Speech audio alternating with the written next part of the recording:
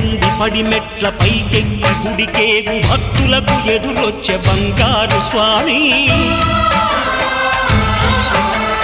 ఇరుముడులు స్పృశించి శుభమనుచు దీవించి జన బృందముల చేరే జగమేలు స్వామి తన భక్తులొనరిల్చు తప్పులకు తడబడి ఒక పక్క ఒరిగెన ఓంకారమూర్తి